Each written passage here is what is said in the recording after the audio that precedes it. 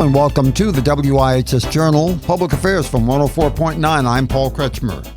Recently at the Middletown Veterans Cemetery was a ceremony to honor those whose remains were not claimed by their families and were therefore buried in the cemetery with full honors. The first voice you'll hear is Lieutenant Governor Susan Bysiewicz of Middletown. Our next speaker is no stranger to ceremonies honoring our veterans, herself hosting well over 150 events across Connecticut. Please welcome the Lieutenant Governor of the state of Connecticut, the Honorable Susan Bysiewicz.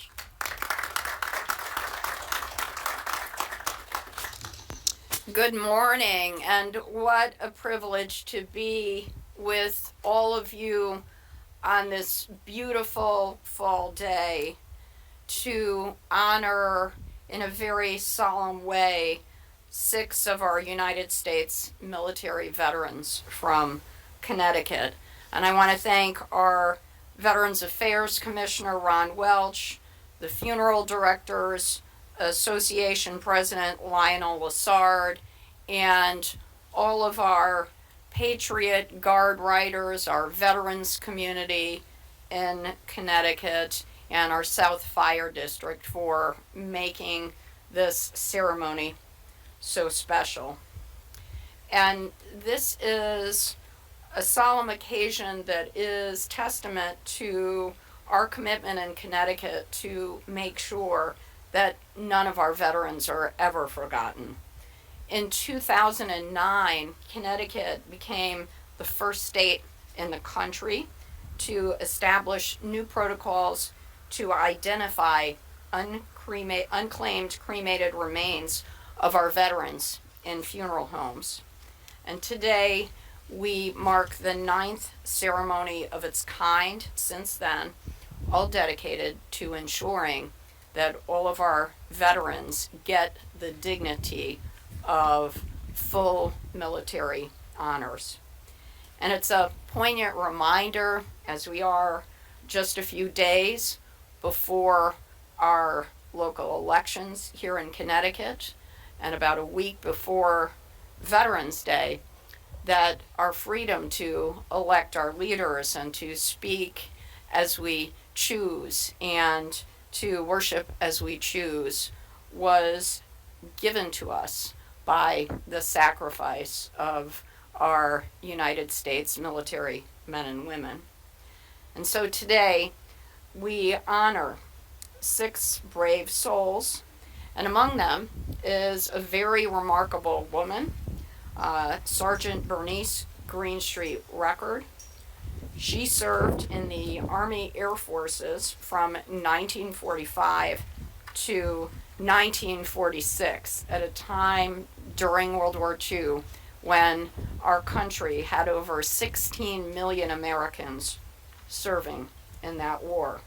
She served with valor, and today we pay tribute to her as we do to her husband, Private Roland H. Record, who also served alongside of her in the Army Air Forces.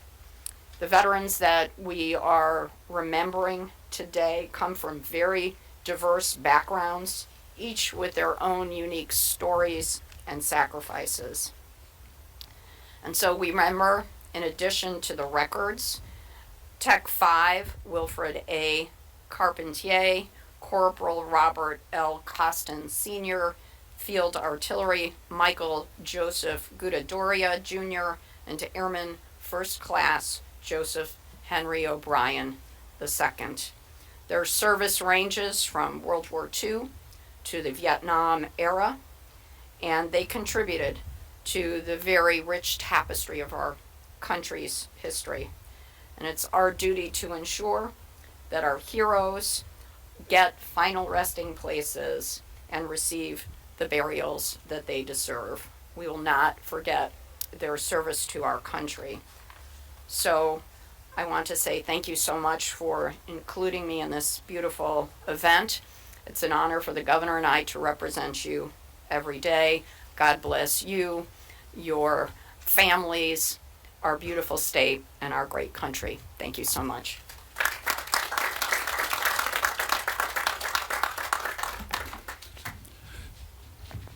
Thank you so much, ma'am. I need to apologize to everyone. Mr. Mayor, welcome, and thank you very much for being here, the mayor of the city of Middletown. Thank you, sir. Ladies and gentlemen, if you could, please join me in welcoming to the podium the senior senator for representing the state of Connecticut, Senator Richard Blumenthal.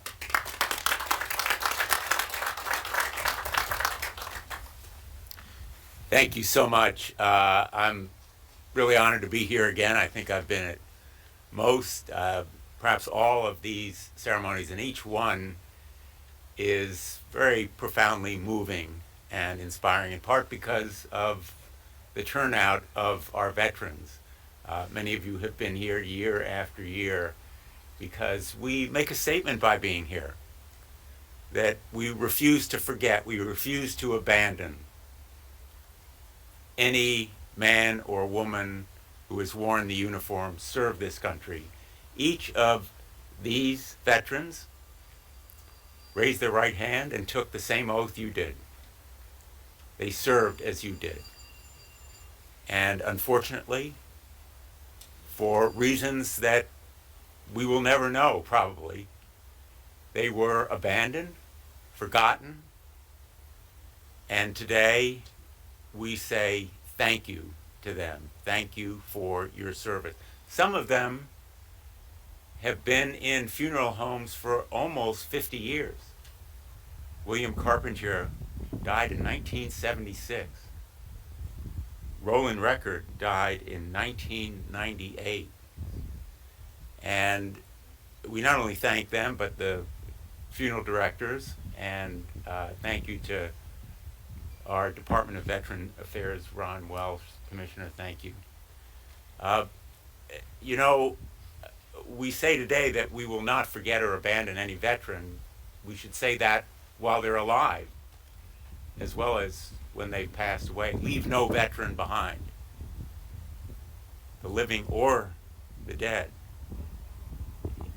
In our annual appropriations for our Veteran Administration in Washington, we're making some progress. We're increasing the amount that we spend on health care and education training. But we need to do a lot more. So today, as we honor these brave souls, let us commit that we will leave no veteran behind in life or in death. And I am truly grateful to be here today, to be inspired and reinvigorated, as all of us are when we see our great Connecticut veterans, to make sure that we honor them truly in life as in death. Thank you all for being here. God bless our great country.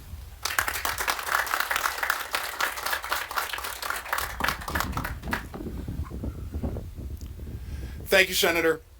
Conducting a ceremony like this cannot be done by any one individual or agency. It is my pleasure to welcome our co-host, Mr. Lionel J. Lassard, Jr., the president of the Connecticut Funeral Directors Association. Sir?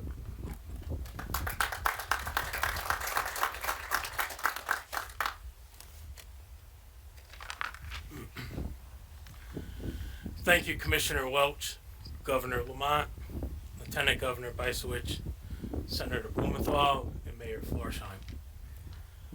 I am pleased to speak today on behalf of all the licensed funeral directors at more than 220 locations across our state.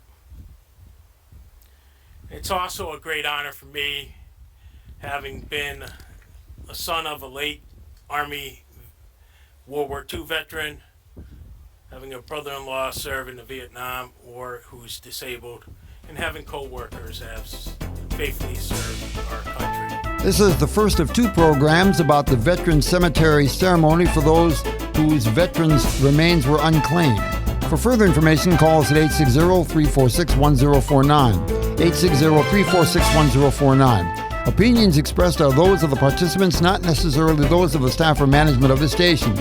I'm Paul Kretschmer for the WIHS Journal, Public Affairs from 104.9 WIHS.